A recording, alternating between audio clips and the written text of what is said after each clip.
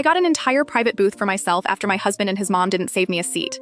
I've been with my husband David for 4 years, married for 2. His mom Susan has this pattern of leaving me out of family outings. She'll text me the day before saying not to worry about coming because I'm probably exhausted from work. Meanwhile, his brother gets personal phone calls a month in advance. Last Friday, Susan invited us to an upscale lounge for a celebration drink after finishing her renovations. I had a late shift, so I texted the family group chat at 3 o'clock saying I'd be there by 9:05. David thumbs-upped it. I showed up at 9:05.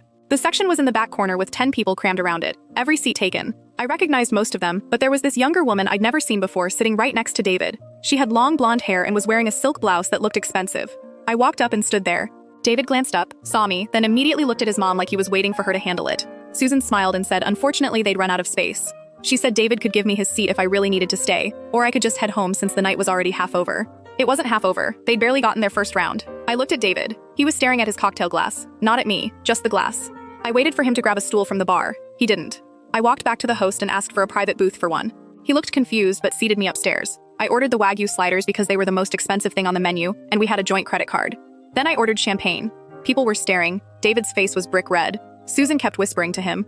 The woman in the silk blouse kept glancing at me and looked progressively more uncomfortable. I was almost done with my food when the silk blouse woman got up. She walked toward the restroom but stopped at my booth instead.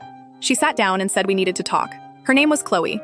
She said Susan had called her 4 days ago and invited her to this lounge. Susan told her David's marriage was falling apart, that his wife didn't care about family, and that David was looking to meet new people. Susan specifically mentioned I probably wouldn't show up because I never do.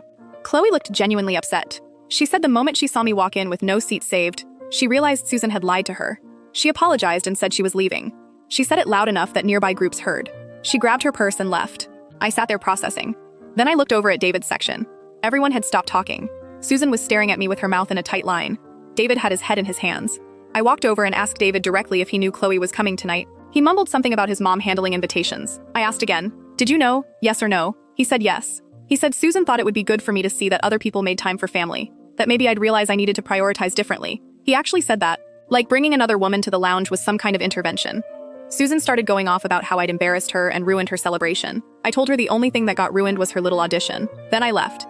David showed up at home 2 hours later trying to explain. He said his mom had been in his ear for months about how I wasn't invested in the family. He swore he wasn't going to do anything with Chloe. I asked why he didn't save me a seat then. He didn't have an answer.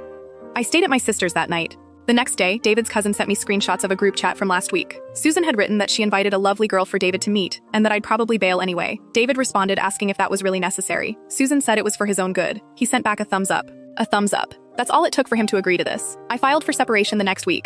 David tried saying it was a misunderstanding, but you don't misunderstand your mom bringing a replacement wife to a lounge. You don't forget to save a seat for someone you actually want there.